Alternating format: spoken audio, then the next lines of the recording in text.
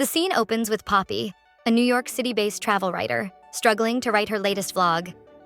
As we see her visualize the piece, the tone shifts from what starts as a happy, peaceful article into something much darker. Her boss notices the loss of passion in her writing and confronts her about it. Poppy explains that traveling can sometimes feel lonely, but her boss encourages her to reconnect with her creativity. She reminds her that this lifestyle was once her dream, that she used to love the freedom it gave her, and urges her to focus and find that passion again. It becomes clear that Poppy has grown unhappy with her life and is rarely home. Later, she receives a phone call from her friend David, who reminds her about his upcoming wedding in Barcelona. He points out that she never RSVP'd, even though the invitation was sent months ago, and that the wedding is actually this weekend. Poppy explains that she's supposed to travel to Santorini for work again. We also learn that David's brother is Alex, Poppy's former best friend, whom she hasn't spoken to in 2 years. Since Alex will be at the wedding, attending would make things extremely awkward for her and him. After consulting with one of her friends, Poppy spontaneously changes her mind. She calls Alex and falsely tells him that she'll be traveling to Barcelona for work, meaning she'll be attending the wedding. She then manages to sweet-talk her boss into letting her do a piece on Barcelona instead, which her boss agrees to. Welcome back to Sandy's timeline. Today we're diving into some drama, people we meet on vacation. If you love story breakdowns, don't forget to like, follow, and subscribe so we can keep growing together. All right, let's get into it. We then get a series of flashbacks that reveal Poppy and Alex's history. They first met 9 years earlier during summer break at Boston College. Since they were both from the same hometown, Linfield, Ohio, they ended up sharing a long road trip back home. From the very beginning, their contrasting personalities are clear.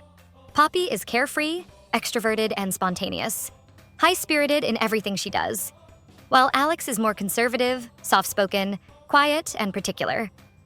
Their personalities immediately clash, though Poppy remains mostly oblivious and continues to annoy him. She arrives late, they get stuck in traffic, she fills the car with loud music, makes a mess of his car, and keeps up constant small talk. It becomes obvious that Alex is completely overstimulated by her presence. During a bathroom break at a gas station, Alex steps away to grab a coffee, and Poppy accidentally locks the car from the inside, unaware that the keys are still inside.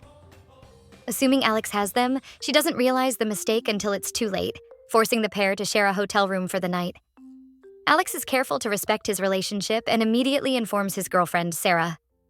That night, Alex opens up about his mother's death. Poppy, in turn, explains why she never loved staying in Linfield. In high school, a dare involving a boy was twisted into a false story that ruined her reputation, and she was bullied for 3 years over something she never did. She tells Alex that the problem with small towns is that once people decide who you are, that label becomes your identity forever. Traveling, she says, allows you to be whoever you want to be. Ironically, that shared honesty becomes the beginning of their friendship. We then flash forward to the following summer break, when Alex finally meets Poppy at her parents' place. He notices that her parents are just as extroverted as she is, and they assume the two are dating, especially since Alex and Sarah have broken up. To help him take his mind off things, Poppy plans a camping trip in Squamish. From the start, she encourages them to be spontaneous rather than stick to a routine, just enjoying the moment. During the trip, a guy who's interested in Poppy invites them to join a group of partying campers. At the campground, Daisy, one of the girls, starts hitting it off with Alex. Poppy encourages him to come out of his shell, even suggesting he go skinny dipping with the group. However, his clothes accidentally get left behind in the water, and Poppy lends him her own. They both laugh it off. By the end of the trip, they return to their tent and make a pact to take annual summer vacations together.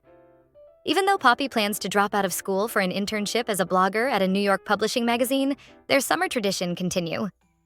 In the present, Poppy and Alex awkwardly reunite at the Barcelona airport, and he offers to give her a ride to her hotel. During the drive, they reminisce about a trip to New Orleans 6 years earlier when they pretended to be on their honeymoon to score free perks. Alex opens up more than usual and even dances, which takes Poppy back. By this point, Alex has reconciled with Sarah, and Poppy is dating a man Alex doesn't like, though she admits she doesn't see a future with him.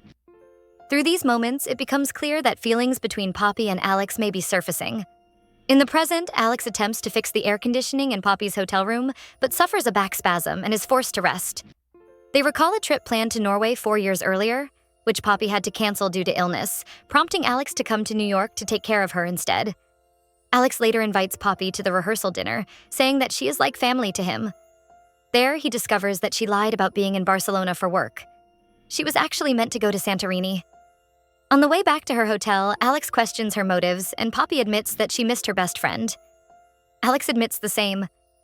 Poppy expresses that she just wants things to go back to how they were before their Tuscany trip, but Alex says that's impossible. 2 years earlier, Alex and Poppy visited a Tuscan villa with their significant others, Sarah and Trey, Poppy's co-worker, both of whom share the same nomadic, free-spirited lifestyle. That night, Poppy experiences a pregnancy scare, and Alex discreetly helps her with a test, which turns out negative. In the emotional intensity of the moment, they almost kiss. Poppy claims she didn't mean it, and Alex storms off. The next morning, Alex proposes to Sarah, who accepts, and he informs Poppy that they plan to settle down in Linfield together. Poppy objects, believing that it isn't truly what Alex wants. Offended, Alex declares that this will be their last trip together. In the present, Poppy presses Alex about his breakup with Sarah, and he finally admits it was because of her. The two declare their love for each other, share an intimate night, and attend the wedding together. At the reception, Alex asks about their future, but is taken aback when Poppy says she needs time to figure things out. He accuses her of not knowing what she wants and of running from her problems through constant travel, while she criticizes his insistence on staying in Linfield. At the airport, Poppy runs into Sarah. She apologizes, but Sarah assures her that the breakup wasn't solely because of Poppy and their closeness. Sarah herself hadn't known what she wanted out of life. Afterward, Poppy resigns from her job and travels to Linfield. She confronts Alex, admitting her fear of being too much for him, and reaffirms her desire to stay together. By the following summer, Alex and Poppy are living together in New York City, settled into their life as a couple, and continuing their tradition of vacationing together. And that's a wrap on The People You Meet on Vacation. A story full of road trips, summer adventures, heartbreaks, and second chances, reminding us that love often comes from someone who helps you step out of your shell, and that the best relationships are built on compromise. If you enjoyed this recap, don't forget to like, comment, and subscribe so we can keep diving into all your favorite stories together. Until next time, keep chasing adventures, on the page and in real life.